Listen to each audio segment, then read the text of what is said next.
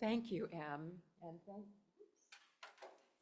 thank you and the Rockland Library for all the work you've done to let people know about this event, and welcome to all of you. Just gonna get my bearings with this. It's the first time. Some of you might have been at our presentation at the Rockport Library where we had a full PowerPoint lecture. This is going to be a very abbreviated introduction by PowerPoint so we can get right into the film screening and have plenty of time for questions afterward. So I'm going to run through the slides. I won't necessarily read or comment on all of them because you can read most of them yourselves. And several members of our group are also here in the audience, and we can answer your questions in more detail. So I'm going to start.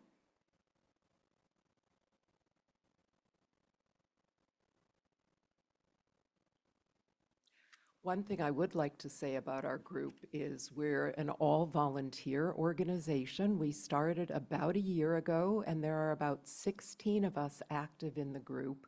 We're incorporated as a 501c3 nonprofit, and after having gone through that kind of a certification, we've done a lot of study, and our main focus right now is a search for land, and I underscore that because our hope is that the more people hear about our search, the more likely it will be that someone will know someone who knows something or knows of a good parcel of land.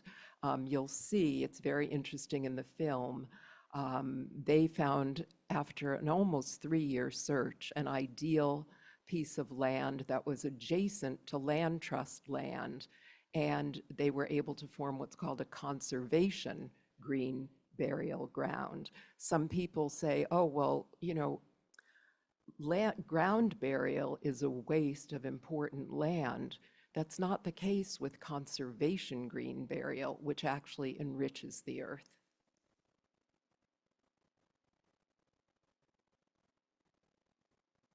So green burial has a minimum environmental impact, conserves natural resources, reduces carbon emissions compared with other types of burial or other body processing, protects worker health, restores soil, and preserves or improves natural habitat.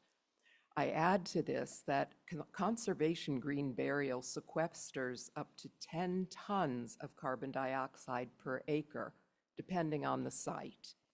Flame cremation, on the other hand, produces up to 250 pounds of carbon dioxide per body and emits mercury particulate into air and waterways. I don't know if all of you have heard of a newer form of body disposition, which is called alkaline hydrolysis, which some people call water cremation, which dissolves the body, and that's available currently in Waldo County. It produces also 250 pounds of carbon dioxide per body, and most of the waste products from the process will be turned into more carbon by public wastewater treatment facilities. There's also something new called natural organic reduction. Some people call it human composting. And it does act in the way that composting does, except it's quite technological. It needs an extensive facility. It needs people to tend it, of course. And it produces up to 200 pounds of compost. This sounds like a good thing, but the question is what to do with the compost. And interestingly enough, if you take nutrient-rich compost, wherever it comes from, some people say, oh, so there's a company now doing this, and they say, well, we take the compost and we put it on natural conservation lands. They don't have any documentation as to how they determine whether that is beneficial to the lands. So for example, taking nutrient-rich compost, whatever its source, and dumping it on conservation land does not make it beneficial. In fact, it may easily upset a fragile system or introduce an imbalance of nutrients, achieving precisely the opposite of the goal.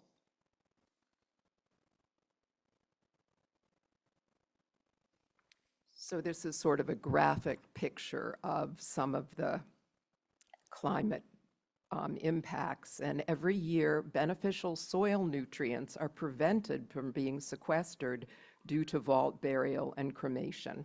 Natural burial allows nutrients from our bodies to be released and absorbed by soil, contributing positively to reducing greenhouse gas emissions and building climate resilience.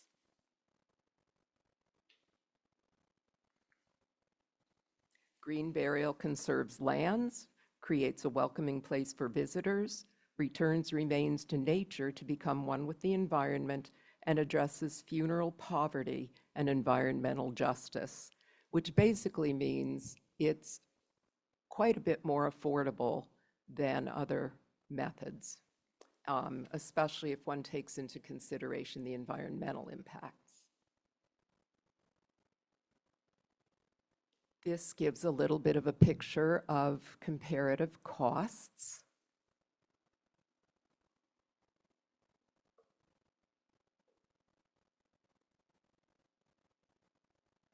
This, if you want to take a picture of it, this information is also on our website. There are some really good resources for more information about green burial, and there's a surprising amount that's been written about it and studies done.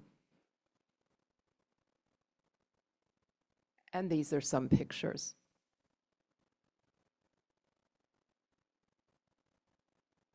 Since the burials are only 3.5 to 4 feet deep, it's possible to bury bodies in the winter.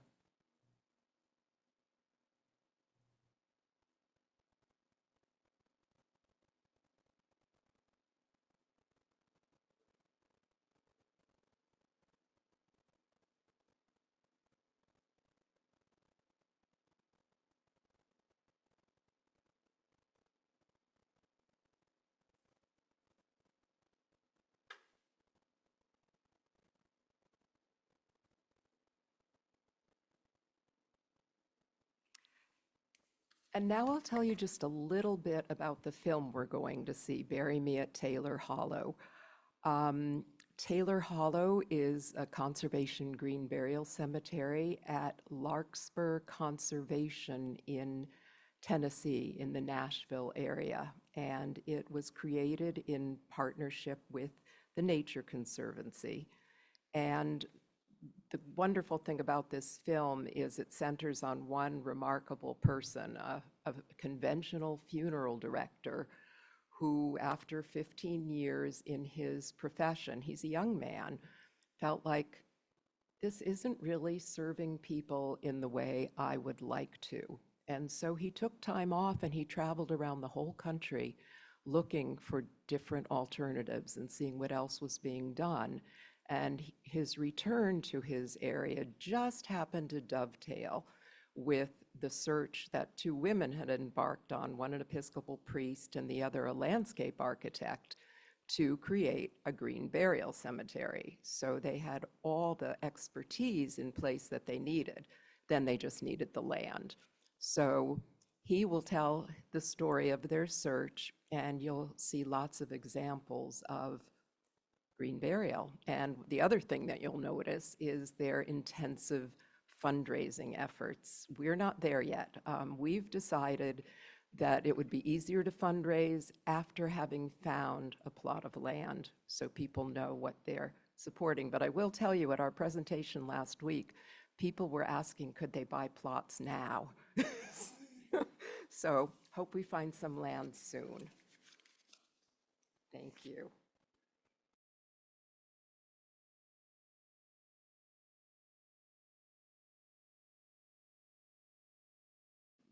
Might make us wish to be quiet for a moment.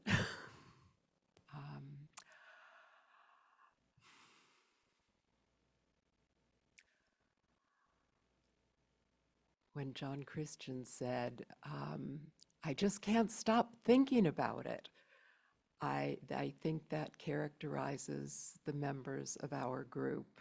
I know for myself and my fellow land search committee members, we just can't stop thinking about it. We really want this to be available to people in our area. So spread the word, please, and keep us in mind if anything interesting in the way of land pops up. And I'm happy to answer questions. Krista and Judy and Jean are also members of our committee, and what I can't answer, I'm sure they can.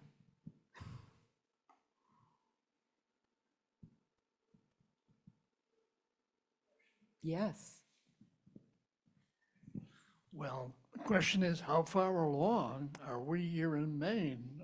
Can you give us a little progress report on your group and what you plan and what you've achieved in relation to your goals? That's an excellent question. There are currently, as far as I'm aware, already 3 options in Maine. There's Baldwin Hill Conservation Cemetery in Fayette, and I think that's been in existence for 4 or 5 years. There is Burr Cemetery in the Freeport area, which is a private cemetery, and they aren't exclusively focused on green burial, but they do facilitate and allow green burial. And then there's a place in Orrington called Rainbow's End, which is not active at the moment.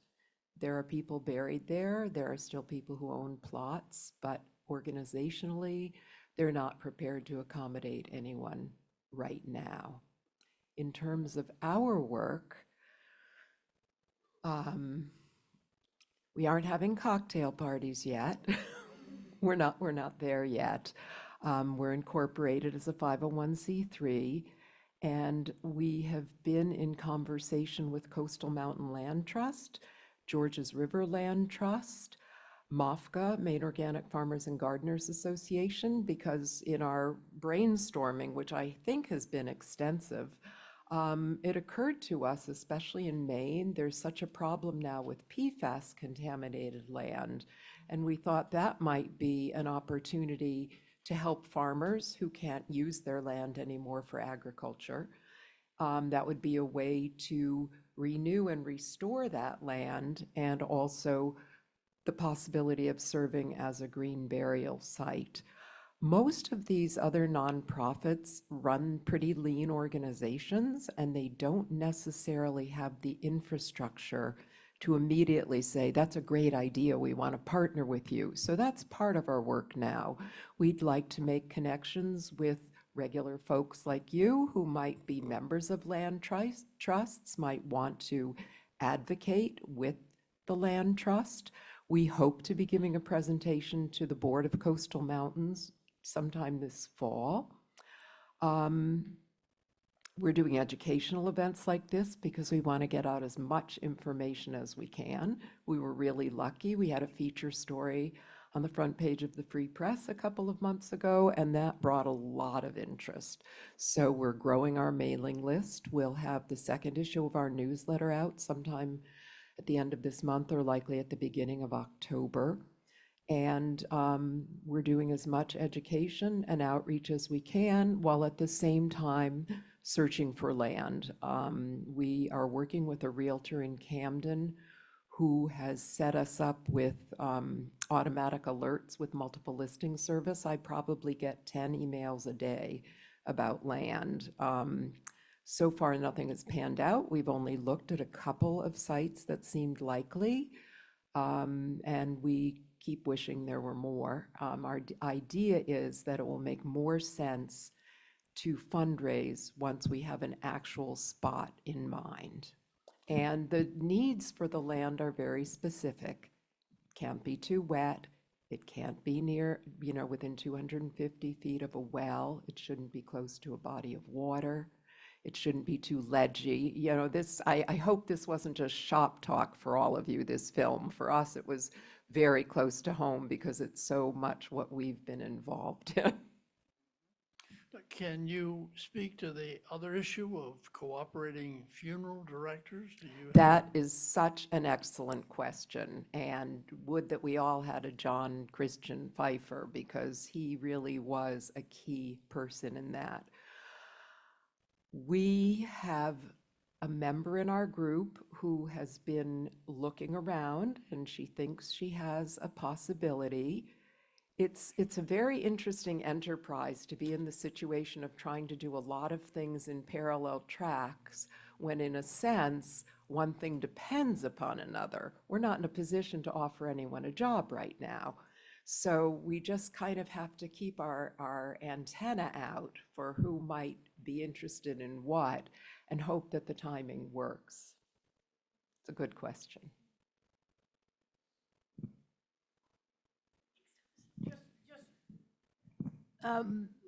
We've created quite a website, which could be a great resource to go to. It lists all sorts of resources to enlarge upon what was presented tonight. And also has a bibliography with a reading list and films you can stream on your own, that kind of stuff, just to expand your own knowledge or share with others. We have cards right here. You're welcome to help yourself. And it has the information on it. And we also have this sheet, which lists resources and all the information about our organization and website. You're welcome to take these.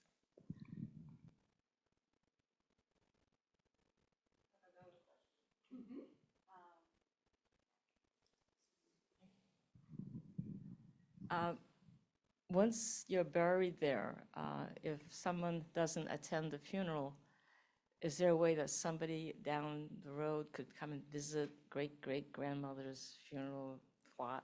Yes, that's a really good. How do you find them? It's a really good question. We live in a technological age, and most of them are marked with GPS markers. Okay, so you have to be So they can, but there will always be, in my imagination, there would always be staff there to facilitate that. Some kind of a marker would be there to identify Yes, the person, okay. yes. Jim? You might mention that rather than gravestones, a flat, often natural stone would mark the spot with name and dates. Yes, thank you. And I was just going to reinforce what she said, like Baldwin Hill, the Conservation Cemetery in Fayette, they have a GPS marker on every place where they have put a grave. And so they have a way to direct you to where your person is. If you know their name, they have a GPS coordinate. Well, or we'll transition to something new. The other thing I was going to say that we haven't mentioned is we have also been surveying towns in the Knox, Waldo, and Lincoln counties to see, do they allow green burial now? If not, are they open to it? Do they know anything about it, et cetera? So we have been doing a lot of work with a variety of towns in the area and trying to build a database so that we at least know, like, so I live in Warren, and Warren does not have a green burial website, but we have a cemetery sexton who is working very hard to do a lot of things in Warren, but one of them is to try to identify a spot where there would be a fairly small, but it would be a hybrid cemetery where there'd be a section that was green burial. So that's something else we would encourage. If this is something you want, it's a good idea to approach your town.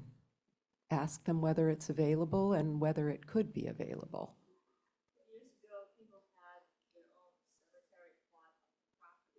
That's still legal.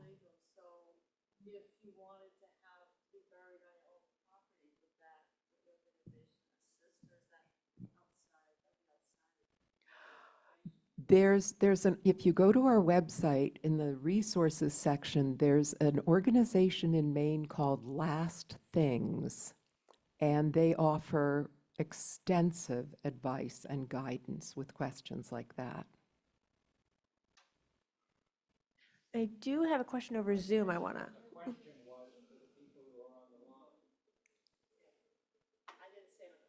Oh, right. Oh, yeah. I typed it in here. It's Thank good. you. Yep. She typed it in. She's so together. I do my best. She does a great job. Stephen had a question on Zoom. I am more interested in having my body composted and the compost given to my family to spread. Is that an option you discuss? It's not available yet in Maine. It was just approved by the legislature, but between now and then, some business entity will have to come in and create all the infrastructure. And we don't know where, when, and who. But yes, technically, it's allowed. Yes. Is this documentary available all over the place? It's a PBS documentary, so if you happen to be a member of PBS Passport, you can watch it anytime you want. Yes. This is my second time seeing it.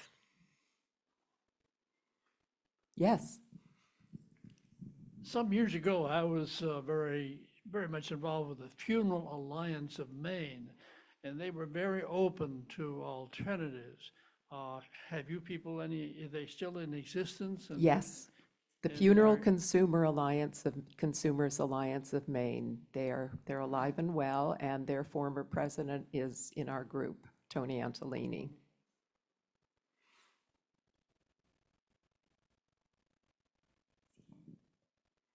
Excellent. I don't see any other questions on Zoom, so I think that'll do it for tonight. So thank you so much to Judith for hosting this and to everyone for joining tonight for all your wonderful questions. Thank you again. Thank you for coming.